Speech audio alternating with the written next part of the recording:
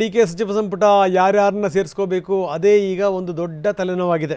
ಯಾಕಂದರೆ ಈ ಪಟ್ಟಿ ದೊಡ್ಡ ಬಾಲದ ಥರ ಇದೆ. ಯಾರನ್ನು ಸೇರಿಸ್ಕೋಬೇಕು, ಯಾರನ್ನು ಬಿಡಬೇಕು, ಇಲ್ಲಿ ಹಲವಾರು ಕ್ಯಾಲ್ಕುಲೇಷನ್ಗಳಿವೆ. ಈ ಜಾತಿ, ಅರ್ಹತೆ, ಯೋಗ್ಯತೆ ಇದೆಲ್ಲದರ ಜೊತೆಗೆ ಪ್ರಭಾವ, ಮುಂದಿನ ಚುನಾವಣೆಯಲ್ಲಿ ಇವರು ಎಷ್ಟು ಗೆಲ್ಲಬಹುದು, ಅಕ್ಕಪಕ್ಕದಲ್ಲಿ ಇವರಿಗೆ ಕೊಟ್ಟರೆ ಕೊಡದಿದ್ದರೆ ಎಷ್ಟರ ಮಟ್ಟಿಗೆ ಪ್ರಭಾವ ಆಗ್ಬೋದು ಅಕ್ಕಪಕ್ಕದ ಕ್ಷೇತ್ರಗಳಲ್ಲಿ, ಈ ರೀತಿ ಹತ್ತಾರು ಕ್ಯಾಲ್ಕುಲೇಷನ್ಗಳಿವೆ. ಸಂಖ್ಯೆ ಹೆಚ್ಚಾಯಿತು, ಹೀಗಾಗಿ ಒತ್ತಡ ಕೂಡ ಜಾಸ್ತಿ ಆಗಿದೆ. ಎಐಸಿಸಿ ಅಧ್ಯಕ್ಷರ ನಿವಾಸದಲ್ಲಿ ಹೈ ವೋಲ್ಟೇಜ್ ಮೀಟಿಂಗ್ ನಡೀತಾ ಇದೆ. ಖರ್ಗೆ ಅವರಿದ್ದಾರೆ, ರಾಹುಲ್ ಗಾಂಧಿ ಇದ್ದಾರೆ, ಕೆ.ಸಿ. ವೇಣುಗೋಪಾಲ್ ಇದ್ದಾರೆ.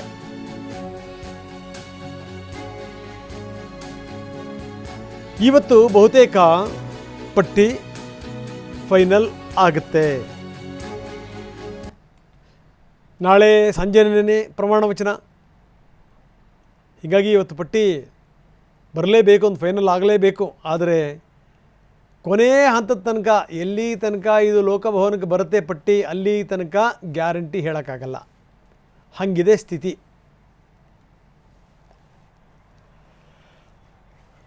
ನಾವು ತೋರಿಸ್ತಾ ಇದ್ದೀವಿ ಸಂಭಾವ್ಯ ಸಚಿವರು ಯಾರ್ಯಾರು ಅನ್ನೋದನ್ನು ನಿಮ್ಮ ಎದುರುಗಡೆ ಇಡ್ತಾ ಇದ್ದೀವಿ.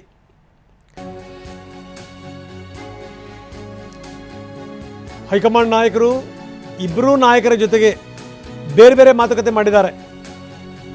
ಸಿದ್ದರಾಮಯ್ಯನವ್ರ ಜೊತೆಗೆ ಒಂದು ಸರಿ, ಡಿ ಕೆ ಶಿವಕುಮಾರ್ ಜೊತೆ ಮತ್ತೊಂದು ಸರಿ. ಮೊದಲು ಸಿದ್ದರಾಮಯ್ಯನವ್ರ ಜೊತೆ ಚರ್ಚೆ ಆಯಿತು, ಅದಾದಮೇಲೆ ಡಿ ಕೆ ಶಿವಕುಮಾರ್ ಅವ್ರ ಜೊತೆಗೆ ಚರ್ಚೆ ಆಯಿತು. ಇದೆಲ್ಲ ಆದಮೇಲೆ ಇಬ್ಬರನ್ನು ಕೂಡಿಸಿ ಒಂದು ಸರಿ ಚರ್ಚೆ ಮಾಡ್ತಾರಂತೆ. ಸದ್ಯ ಖರ್ಗೆ ನಿವಾಸಕ್ಕೆ ಬಂದಿದ್ದಾರೆ. ಮಲ್ಲಿಕಾರ್ಜುನ್ ಖರ್ಗೆ ಎಐಸಿಸಿ ಅಧ್ಯಕ್ಷರು, ರಾಜಾಜಿ ಮಾರ್ಗದಲ್ಲಿರುವಂಥ ಅವರ ಮನೆ, ಅಲ್ಲಿಗೆ ಬಂದಿದ್ದಾರೆ ನಾಯಕರು. ಸಿದ್ದರಾಮಯ್ಯ, ಡಿ ಕೆ ಶಿವಕುಮಾರ್ ಇಬ್ಬರೂ ಕೂಡ ಬಂದಿದ್ದಾರೆ.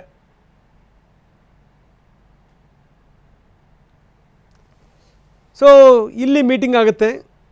ಇಲ್ಲಿ ಮೀಟಿಂಗ್ ಆದಮೇಲೆ ಆಲ್ಮೋಸ್ಟ್ ಫೈನಲ್ ಆಗುತ್ತೆ. ಇದು ಸಂಗತಿ.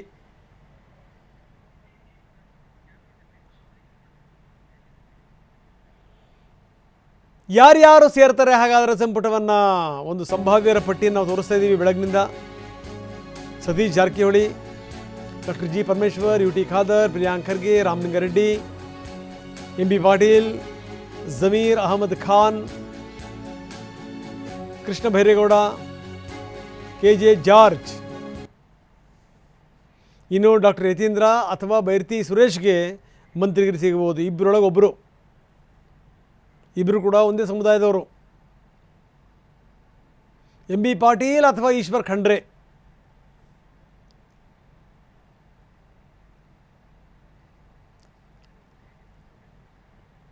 ಸಂಭಾವ್ಯ ಪಟ್ಟಿ ನಾವು ತೋರಿಸ್ತಾ ಇದ್ದೀವಿ ನಿಮಗೆ. ಇನ್ನು ವರಿಷ್ಠರ ಜೊತೆಗೆ ಸಿದ್ದರಾಮಯ್ಯ ಚರ್ಚೆ ಮಾಡಿದರು.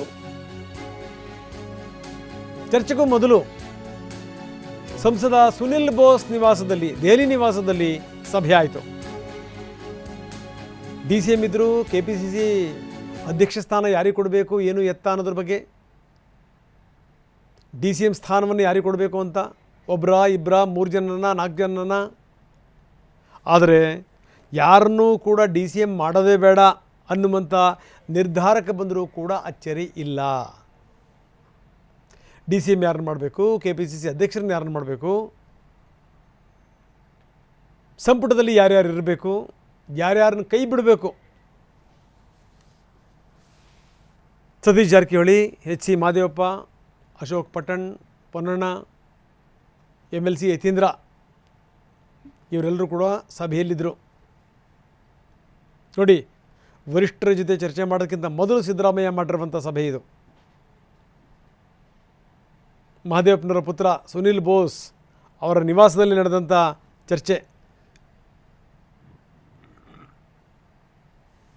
ಘಟಾನುಘಟಿ ನಾಯಕರುಗಳಿದ್ದರು, ಜೊತೆಗೆ ಯತೀಂದ್ರ ಮತ್ತು ಪೊನ್ನಣ್ಣ ಕೂಡ ಇದ್ದರು.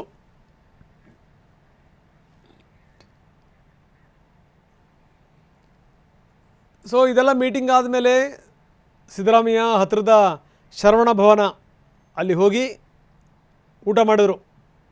ನಾವು ತೋರಿಸ್ತಾ ಇದ್ದೀವಿ ಆ ದೃಶ್ಯಾವಳಿಗಳನ್ನು.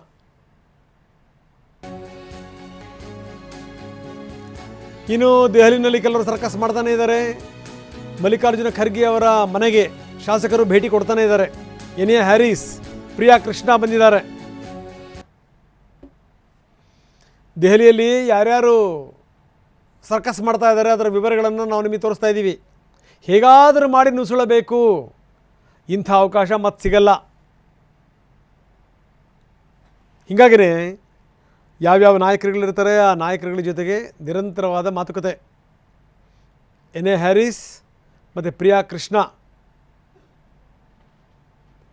ನಿಜಕ್ಕೂ ಈ ಅಪ್ಪ ಮಗ ಇಬ್ಬರೂ ಕೂಡ MLAಗಳು. ಪ್ರಿಯಾ ಕೃಷ್ಣ ಮತ್ತು ಎಂ ಕೃಷ್ಣಪ್ಪ. ಆದರೆ ಅವ್ರಿಗೆ ಮಂತ್ರಿ ಪಟ್ಟ ದಕ್ಕಿಲ್ಲ. ಕಳೆದ ಬಾರಿ ಕೂಡ ಒಂದು ಸಂದರ್ಭದಲ್ಲಿ ಮಾತ್ರ ಕೃಷ್ಣಪ್ಪ ಆಗಿದ್ದರು.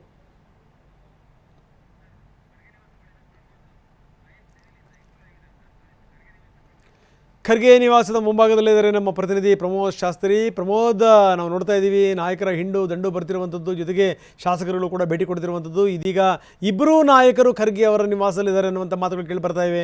ಇವತ್ತು ಒಂದು ಅಂಕಿತ ಬೀಳಬಹುದು, ಫೈನಲ್ ಪಟ್ಟಿಗೆ ಅನ್ನುವಂಥದ್ದು. ನೀವು ಅವ್ರ ಮನೆಯ ಮುಂಭಾಗದಲ್ಲೇ ಇದ್ದೀರಿ, ಏನಿದೆ ಬೆಳವಣಿಗೆ ಪ್ರಮೋದ್? ರಂಗನಾಥ್, ಕೆಲವೇ ಹೊತ್ತಿನ ಹಿಂದೆ ಸಿದ್ದರಾಮಯ್ಯ ಮತ್ತು ನಿಯೋಜಿತ ಮುಖ್ಯಮಂತ್ರಿ DK ಶಿವಕುಮಾರ್ ಇಬ್ಬರು ಕೂಡ AICC ಅಧ್ಯಕ್ಷರಂತ ಮಲ್ಲಿಕಾರ್ಜುನ್ ಖರ್ಗೆ ಅವರ ನಿವಾಸಕ್ಕೆ ಆಗಮಿಸಿದ್ದಾರೆ. ಇಲ್ಲಿ ಇವತ್ತೊಂದು ಮಹತ್ವದಂತ ಸಭೆ ಇದೆ.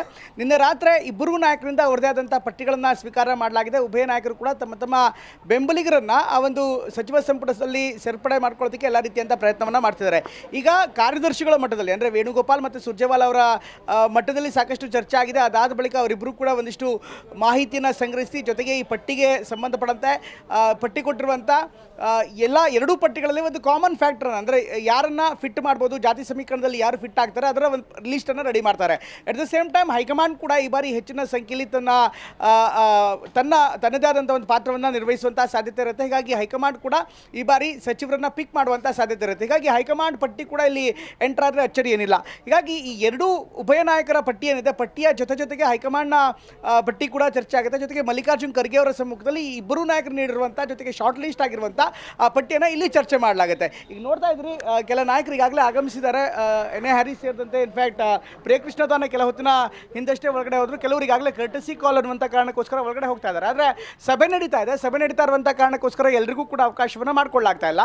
ಈಗ ಮಲ್ಲಿಕಾರ್ಜುನ್ ಖರ್ಗೆ ಅವರ ನಿವಾಸದಲ್ಲಿ ಈ ಒಂದು ಸಚಿವಾಕಾಂಕ್ಷಿಗಳ ಪಟ್ಟಿ ಇದೆ, ಅದನ್ನು ಅಂತಿಮ ಹಂತದ ಸಿದ್ಧತೆ ಮಾಡಲಾಗ್ತದೆ. ಇದಾದ ಬಳಿಕ ರಾಹುಲ್ ಗಾಂಧಿ ಅವರ ಬಳಿ ಅನುಮತಿಯನ್ನು ಕೇಳಲಾಗುತ್ತೆ. ಆಫ್ಕೋರ್ಸ್ ಮಲ್ಲಿಕಾರ್ಜುನ್ ಖರ್ಗೆ ಮತ್ತು ರಾಹುಲ್ ಗಾಂಧಿ ಕೂಡ ಒಂದು ಸುತ್ತಿನ ಮಾತುಕತೆ ಮಾಡುವಂಥ ಸಾಧ್ಯತೆ ಇದೆ.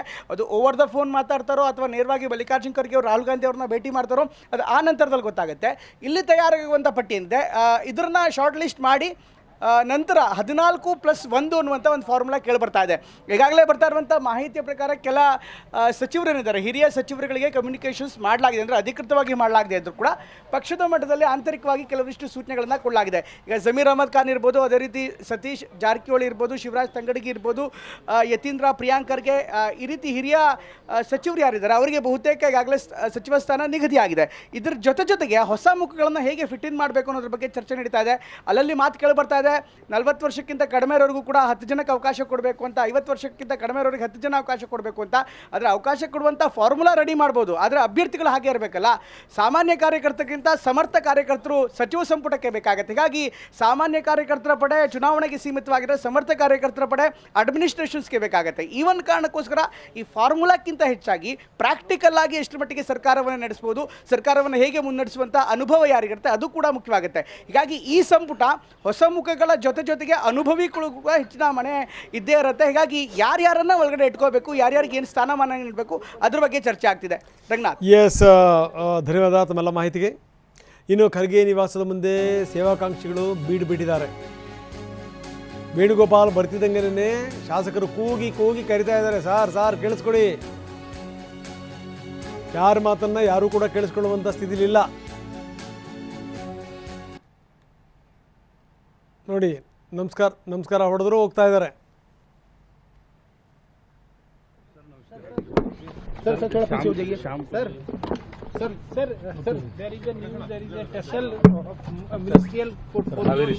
माने सर यार MLA है सर हम लोग प्लीज सर जोशी और मुंबई का बहुत हरासमेंट है सर माननीय साहब को बनाइए सर प्लीज। हम 4 MLA साथ में आए सर, प्रकाश अण्णा है, हम सब लोग प्लीज सर प्लीज।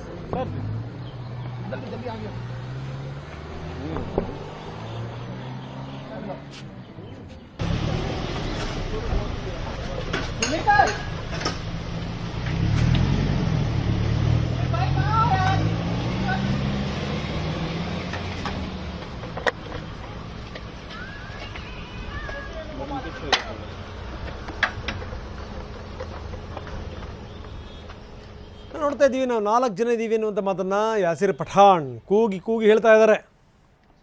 ಸರ್ ನಾವು 4 ಜನ ಇದ್ದೀವಿ ಅಂತ ಯಾರ ಹತ್ರನೂ ಕೂಡ ಮಾತಾಡುವಷ್ಟು ಟೈಮ್ ಇವರಿಗಿಲ್ಲ. ಯಾಕಂದರೆ ಗೊತ್ತು ಈ ಬರೋರೆಲ್ಲ ಯಾಕೆ ಬಂದಿರ್ತಾರೆ ಅಂತ, ಲಾಬಿಗೆ ಬಂದಿರ್ತಾರೆ.